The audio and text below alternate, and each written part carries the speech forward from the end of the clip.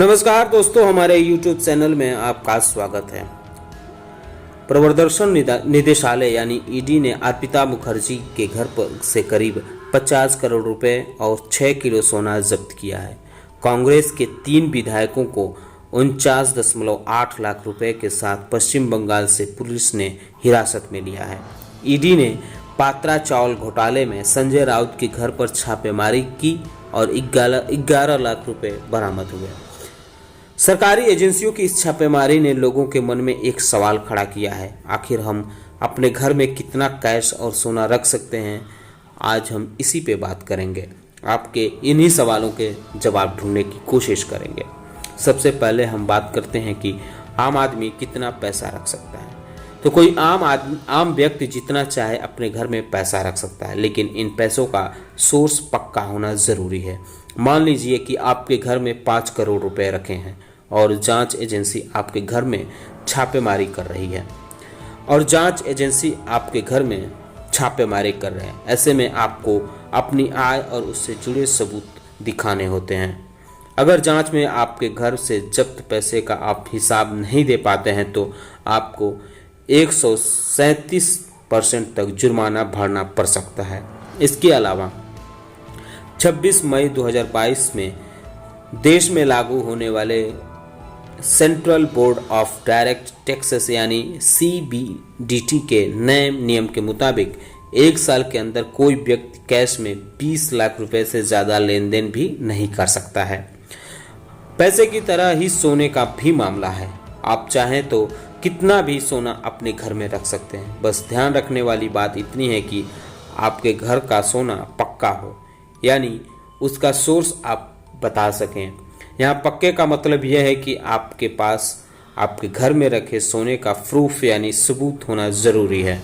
जांच एजेंसी आपके घर से ज़्यादा मात्रा में सोना जब्त करती है तो इनकम टैक्स एक्ट 1961 के सेशन 132 तहत IT अधिकारियों के पास अधिकार है कि वह उसके सोर्स के बारे में जानकारी मांग सकते हैं।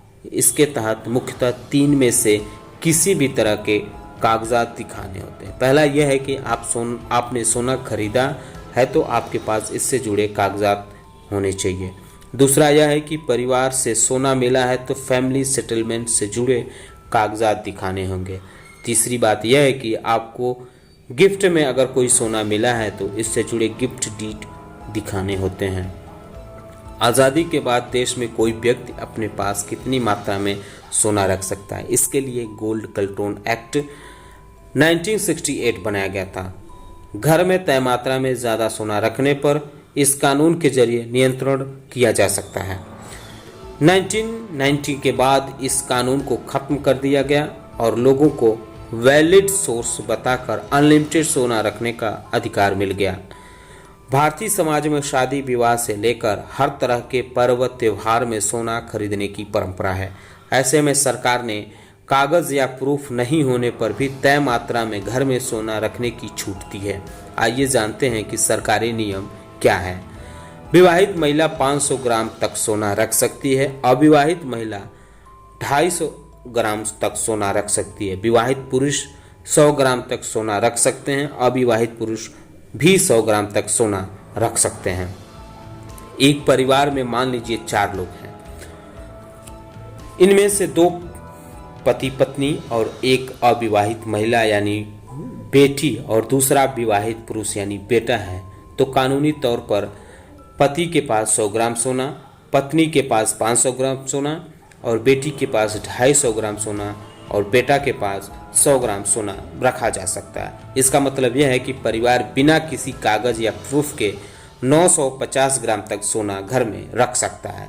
इससे ज़्यादा सोना रखने पर सरकारी एजेंसी छापा मारती है तो परिवार को सोने से जुड़े कागजात या प्रूफ दिखाने होंगे। इस मामले में सुप्रीम कोर्ट के सीनियर वकील की माने तो income tax department, custom department और ईडी तीनों जांच एजेंसियों को वैध, बेनामी या गैर कानूनी सोना संपत्ति या पैसे को लेकर अलग अलग कानून के तहत जब्त करने का अधिकार है। अगर ईडी की बात करें तो उसे prevention of money laundering act 2002 यानी PMLA 2002 के तहत अवैध या बेनामी संपत्ति जब्त करने का अधिकार है। वहीं कस्टम डिपार्टमेंट का मामला है तो कस्टम एक्ट के तहत तस्करी से अर्जित धन या संपत्ति जब्त करने का हक है। इनकम टैक्स डिपार्टमेंट तो उसे इनकम टैक्स एक्ट के तहत संपत्ति जब्त करने का अधिकार होता है। अब ये भी जान लीजिए कि अगर आपके पास घर में गलत पैसा या सोना पड़ा है तो इसका प्रूफ आपके पास नहीं है तो ऐसे मामले में किन कानून के तहत कार्रवाई होती है। साथ ही भारत में मनी लॉन्ड्रिंग के दुश्मन हैं 4 कानून। Prevention of money laundering act 2002, इसमें मनी लॉन्ड्रिंग के दोषी को जेल हो सकती है। ये कानूनी मनी लॉन्ड्रिंग में शामिल पक्षों की संपत्ति को जब्त करने का अधिकार देता है। फेरा इसे हवाला मार्केट पर रोक के लिए बनाया गया है ताकि उसका इस्तेमाल मनी लॉन्ड्रिंग गतिविधियों पर टेरर या फंडिंग में न हो सके।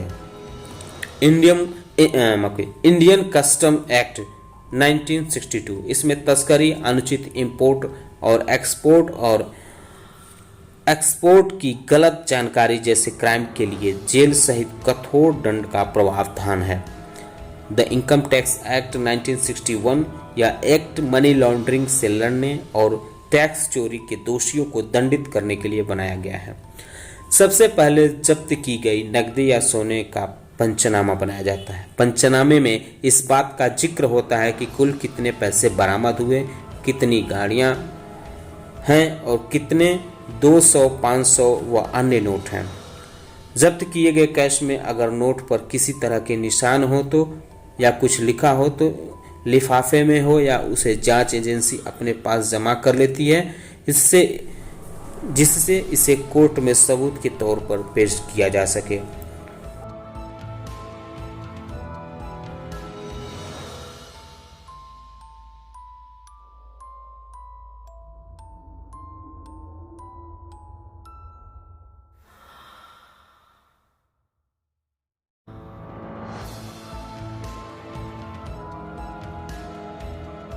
जब्त की गई नकदी की यदि सबूत के तौर पर जरूरत नहीं है तो सक्षम अधिकारी की मंजूरी के बाद उन पैसों को बैंक में जमा करा दिया जाता है। जांच एजेंसियां जब्त किए गए पैसों को रिजर्व बैंक ऑफ इंडिया या स्टेट बैंक ऑफ इंडिया में केंद्र सरकार के खाते में जमा करा देती है।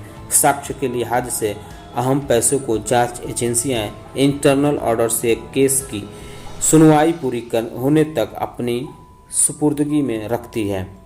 इसी तरह प्रूफ नहीं दिखा पाने पर जांच एजेंसियां तो जो सोना जब्त करती हैं सबसे पहले उनका पंचनामा बनाया जाता है। इसके बाद इसे विभागीय कस्टडी या सरकारी मालखाने में जमा कराया जाता है। पीएमएलए एक्ट 2002 को 2005 में पूरे देश में लागू किया गया था। इस कानून में अब तक 3 बार संशोधन किए गए हैं। इस कानून के तहत दोषी पाए जाने पर 3 साल से 7 साल तक की सजा हो सकती है। यही नहीं, इस कानून के तहत एजेंसियां आरोपियों की संपत्ति को कुर्क और जब्त कर सकती है। वहीं फेमा कानून के तहत दोषी पाए जाने पर कुछ मामलों में 5 साल तक सजा का प्रावधान है। इसके तहत जितनी अवैध संपत्तियां पाई जाती हैं उनका 3 गुना तक जुर्माना किया जा सकता है। इनकम टैक्स एक्ट 1961 के तहत आय से ज्यादा संपत्ति जब्त किए जाने पर दोषियों को 4 से 10 साल तक की सजा का भी प्रावधान है।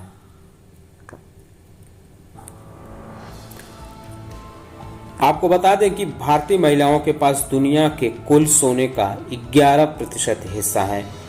अमेरिका में 8,133 टन सोना है, जबकि भारत में 21,733 टन सोना महिलाओं के पास है। वहीं जर्मनी में 3,362 टन सोना महिलाओं के पास है। बात इटली की करें तो 2,451 टन सोना वहां की महिलाओं के पास है। फ्रांस की महिलाओं के पास 2,436 टन सोना है। रूस में महिलाओं के पास 2,298 टन सोना महिलाओं के पास है। चीनी महिलाओं के पास 1,948 टन सोना है। स्विट्जरलैंड की महिलाओं के पास 1,040 टन सोना महिलाओं के पास है।